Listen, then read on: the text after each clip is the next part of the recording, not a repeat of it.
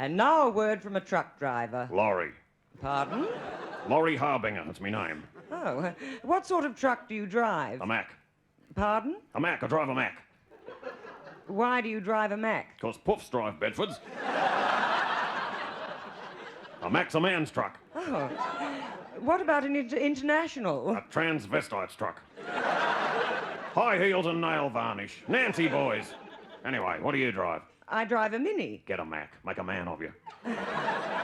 Oh, by the way, that hairdryer. What about it? Not too hot on your head, is it? I can take it. I drive a Mack. Although I must say... What? These rollers are beginning to pinch a bit.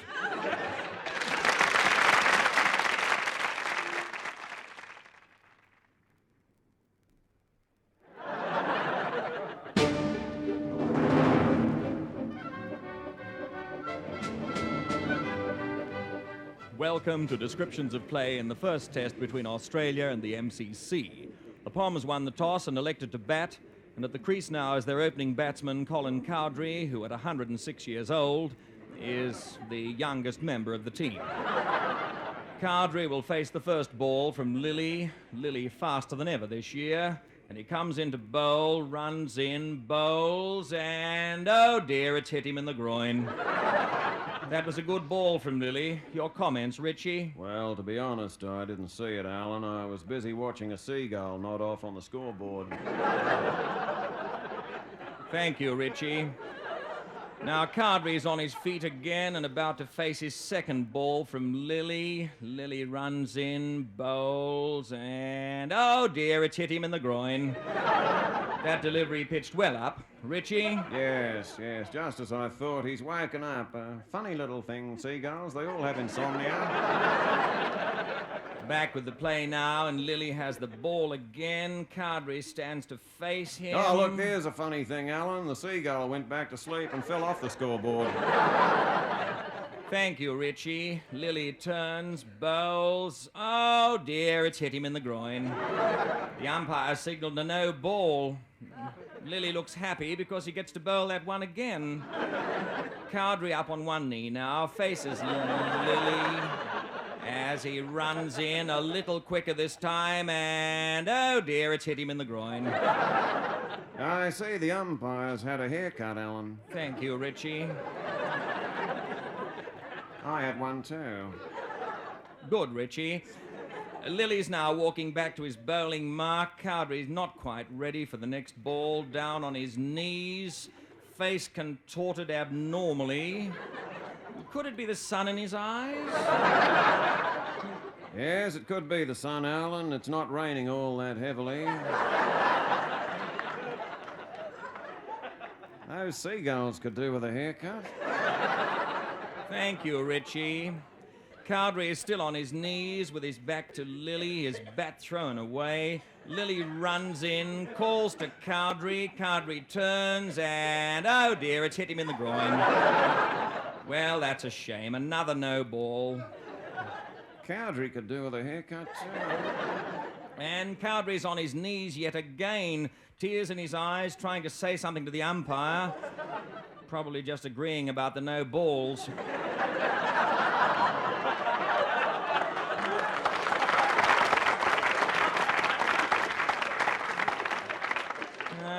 Just a minute, he seems to be in some pain. Yes, probably his feet, Alan. Being an umpire isn't all beer and skittles, you know. Thank you, Richie.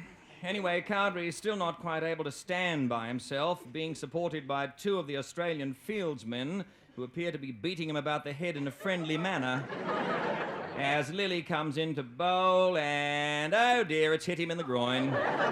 Ah, there's some excitement over on the hill, Alan. The seagulls have started walking up to the pie stool. Ah, yes, it is. The umpire signalled lunch. And as Lilly leads the Australians off the field to a well-earned lunch, it seems that Cowdrey is not very hungry because he's decided to have a sleep on the wicket. Now it's back to the studio.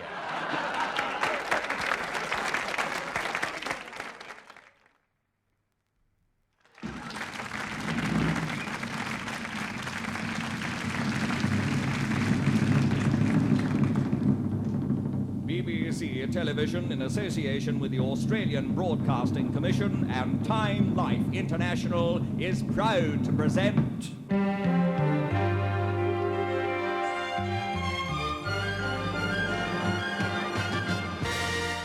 Sir Laurence Olivier in The Search for the Nile.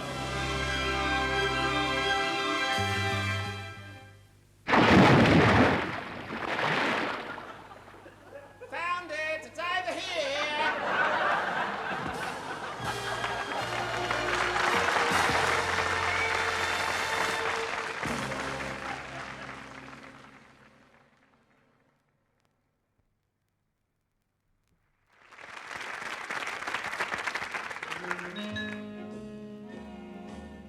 Sit here, Geoffrey. Oh, thanks. Well, Craig, Valerie, seems like ages since we got together. So much has happened. Yes. So good to see you again, Geoffrey. Yes, you've been overseas. I finally got my loan from the Building Society. Had the Tirana lowered and resprayed. And bought an Afghan. Oh, really, Geoffrey? An Afghan? Yes, beautiful creature. Noble beast. Gosh, aren't they expensive, Geoffrey? Yes, they are. Enormously expensive. Of course, mine wasn't. I was very lucky. Oh, really? Yes. Of course, it's not a pure Afghan, you know. I mean, I couldn't show it. I mean, it looks exactly like an Afghan when it's combed and groomed, but, well, when it's not groomed, of course, it looks exactly what it is. What? A sheep.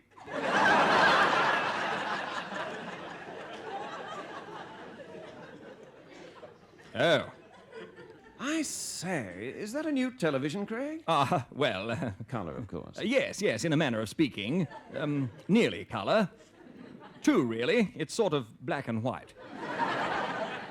We thought about colour there. Oh, heavens, yes, we thought about colour. Thought about it a lot. So we decided on that one. Well, perhaps we could watch it later. Well, yes, we could switch it on, but I don't think you'll see anything. Oh? Yes, it's broken. Oh. And it's a radio. But it does light up when it's working. My word, this salad's delicious, Valerie. Is this one of those recipes you picked up in the Greek islands? Yes, well, no. Very similar, Geoffrey. Actually, it's the flower arrangement. Good Lord, they're making them look so real these days. Perhaps later on, Geoffrey, we could show you our slides of Fiji. Fiji! Good heavens, yes, love to. When were you there? We got the slides, when was it, Val? September? October? Last year? I just can't remember. Yes, it was last week. Last week? Oh, how the time flies. Did you enjoy it there? Well, actually, in the end, what with Valerie's late-night shopping and everything, we just never got there. The slides are actually my sister's. Oh, your sister went to Fiji? Well, no, she didn't actually go all the way to Fiji. A friend of hers in Newcastle lent them to her. Of course, you lose a little of the tropical feel in black and white. And to be candidly honest, they're not actually slides as such. No? It's a couple of postcards and a clipping from the Newcastle Herald. Very interesting, though. Where are they, Val? I don't know, dear. Must have wrapped them up with the rubbish. Oh, what a shame. Never mind. Anyway, Val, I'm sure Geoffrey must be starving. What about some food? Hungry, Geoffrey? Oh, not desperately.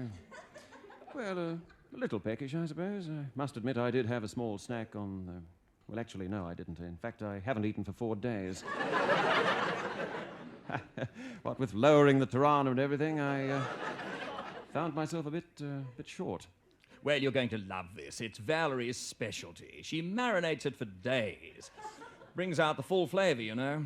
Sounds fantastic, Val. What is it, jugged hare, coq au vin? Yes, sort of. And here it is. Oh, yes, you've done it again, Val. A curried sausage.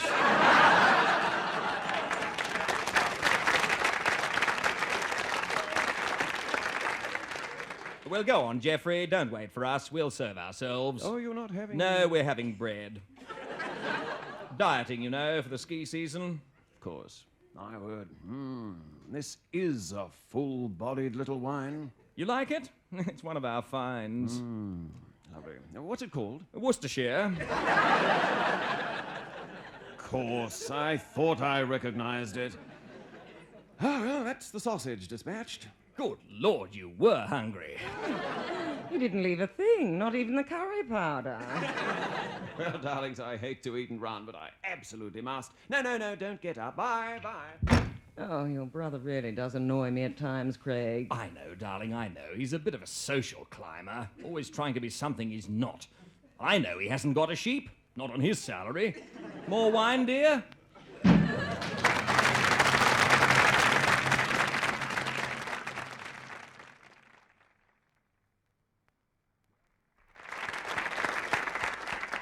In Russia, the man in the street says, Russia produces finest ballet dancers in the world.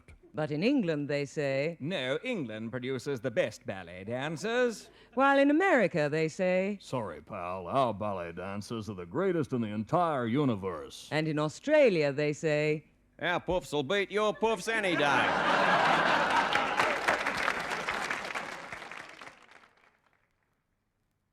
Good morning, Mr. Burns. Oh, yes, come in, Julie. I want you to take a memo to the managing director.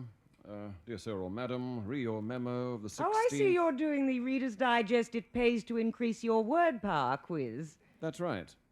Yes, indeed. Certainly. Oh, I've been having a go at it too, as well. Also. Good. I say, Julie, isn't that a new dress? Frock? Fashion? Gown? Well, yes, yay, verily, agreed. It's very becoming, alluring, revealing, exciting. Thank you, Tar. Look, Julie, why don't you put down your book and come and sit here on my knee? Patella, joints. Infibulation? Thanks, gratitude, appreciation. No, I'd rather not. Oh, come on, Julie, no one will see you. My God, you've got beautiful breasts, bosoms, tits, norks, boobs, fundags. Stop it, Alan. I'll scream, shout, yell, cry out, yodel. You do, and you're fired, sacked, banished, ejected, shooed, booted. Well, I'll tell your wife, spouse, better half, little woman, old cheese, trouble and strife. Not Gloria. Gasp, shock, horror, stun, amaze. In fact, you can stick your lousy job up your nose. Proboscis, trunk, snout, conch. Don't you dare slam that door, hatch, portal, threshold. Bugger. Damn poo blast poop.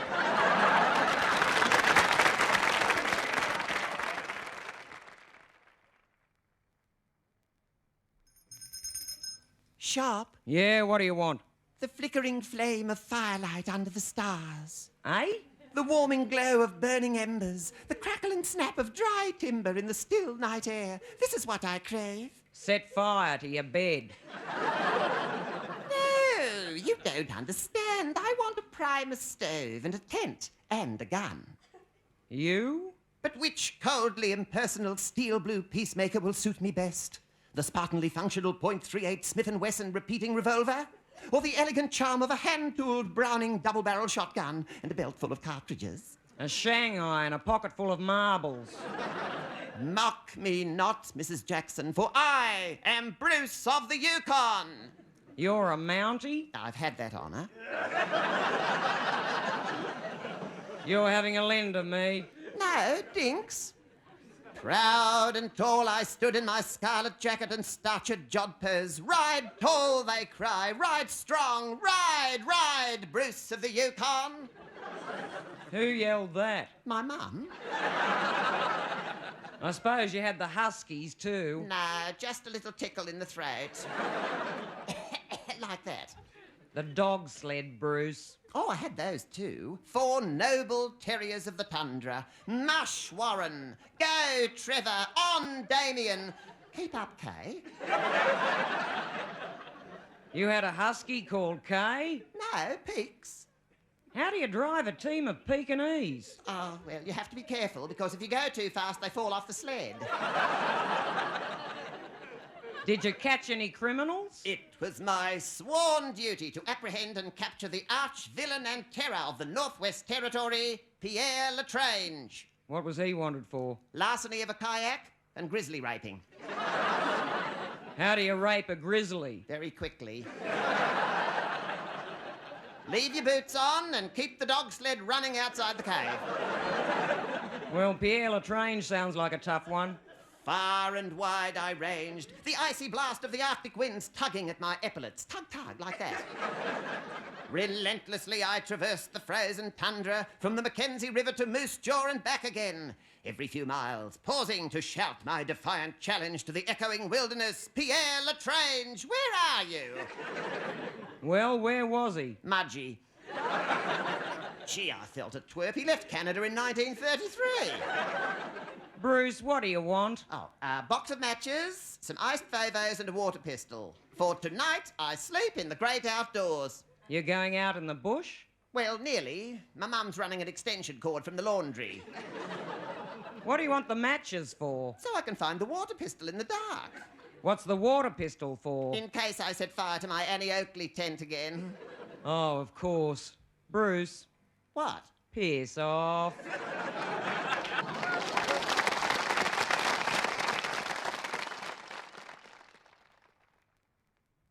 Excuse me, are you the vet? Yes, come in. Oh, thank you. What's that with you? My husband. Oh, yes, of course. Sit, stay. Good boy. Have a biscuit?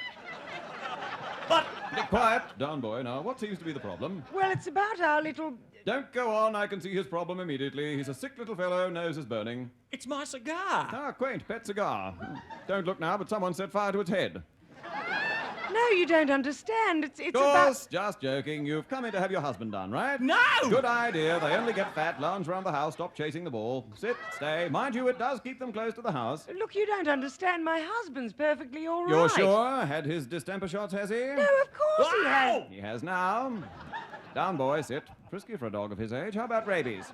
No, I don't think... Gotcha. Down, boy, sit, stay. Have another biscuit. Look, my husband is fine. I know, he's just had his shots. You're a good boy, aren't you? Beg, up, up. Good. Have another biscuit. Thank you. Look, stop feeding my husband, and will you please have a look at our pet? He's sick. I should hope so, otherwise you're wasting my time. Now, where is he? Here. Ah, yes. Hello, Rover. That's not his name. Butch? No. Fido? Toby? He's not a dog, he's Of course, just testing. It's a cat. No. A ferret? No. A sheep. It's a sheep. Yes, I know, it's a sheep. I've seen them in butcher shops. No, it's not. It is not a sheep. If you'll just listen to me, I'll tell... No, don't tell me. I know animals. I'm a vet, you know. I work with animals all day. But I'll take your word for it. So if it's not a sheep, the only other thing it could be is a blue-ringed octopus. No. A camel? It's a goldfish. Don't shout at me, madam. I'm a vet, you know. Anyway, it can't be a goldfish. Goldfish don't have fingers. That's my glove. Had its distemper shots, has it? No. Ah! Has now. Well, show me the goldfish. Good Lord, that's a bad cough he's got. Does it often, does he? Only when he's out of water. How old is he? 16. I know what it is. What? Puberty. What he needs is a girlfriend. Yes, get him a yak. Got one out the back. In fact, I've got hundreds of them. Go out and pick a pretty one. Don't be ridiculous. Look, excuse me. What? Oh, sorry, boy. I seem to have run completely out of biscuits. I don't know what What I can... about my goldfish? Good idea. Big boy. Up, up, catch. Good boy. There, there. No goldfish, no problem. $20. Or take the yak of your choice. Goodbye.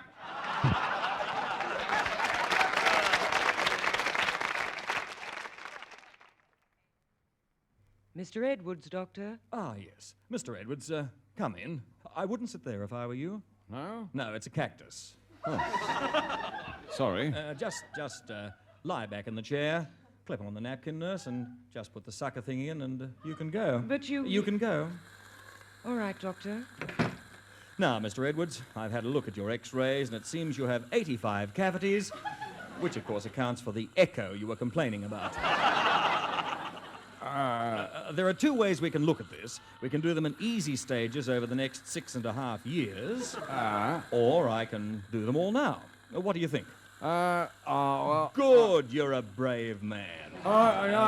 Don't protest. Oh, yes, you are. I'm not. Ah, yes, you are. And being such a brave man, you don't want any of those silly sissy-poo things like gas or an injection. Yeah, are you? No, you don't. Now, I'll just test the... Yes, fine. Now, just open wide. Wider. Wider still. Bit more. That's it. Good. Just a little wider if you can. Fine. So, I understand you've been seeing my wife.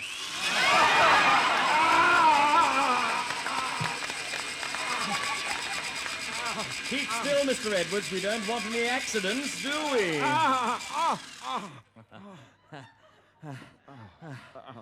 There. And rinse out.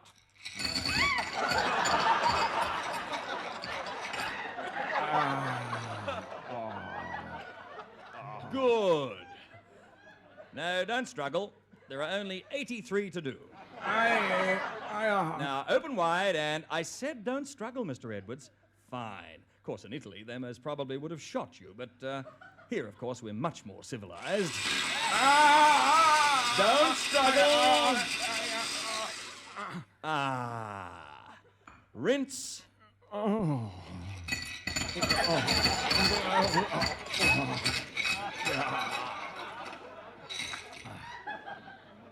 Is that all?